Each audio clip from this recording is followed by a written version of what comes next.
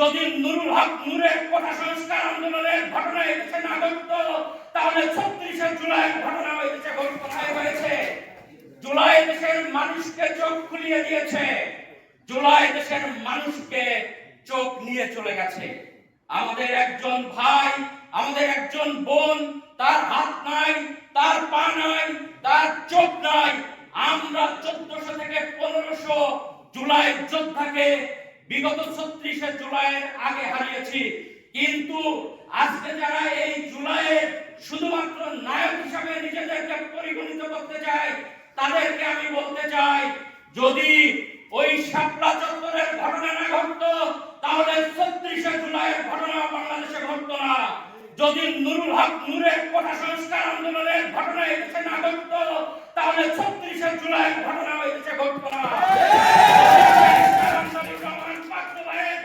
23 তারিখে ফেসবুক পোস্টের ঘটনা না ঘটতো তাহলে 36শে জুলাইয়ের ঘটনা এদেশে ঘটতো না।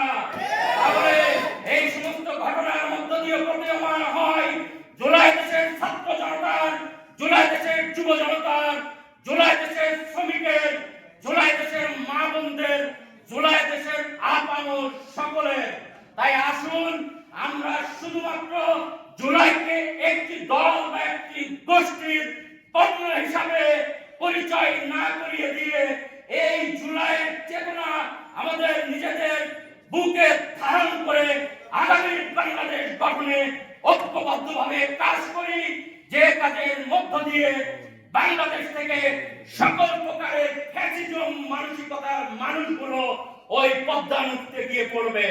সুপ্রিয় উপস্থিতি, একটি কথা বলে শেষ করতে চাই, সেটি হচ্ছে আমরা যদি এই জুলাইয়ের ধারণাকে বুকে ধারণ করে, জুলাইয়ের চেতনাকে বুকে ধারণ করে বাংলাদেশ থেকে কালচারাল ফ্যাসিজম, অর্থনৈতিক ফ্যাসিজম, রাজনৈতিক ফ্যাসিজম, সাংস্কৃতিক ফ্যাসিজম চিরচরে বন্ধ করতে না পারি তাহলে জুলাইয়ের চেতনা বাধাগ্রস্ত হবে। তাই আসুন জুলাইয়ের চেতনা যেন বাধাগ্রস্ত না হয় সেদিকে সকলেই খেয়াল রেখে আগামী বাংলাদেশ গঠনে আমরা সকলেই ঐক্যবদ্ধভাবে কাজ করি। তোমার দেশ আমার দেশ, বাংলাদেশ বাংলাদেশ। ধন্যবাদ সকলকে।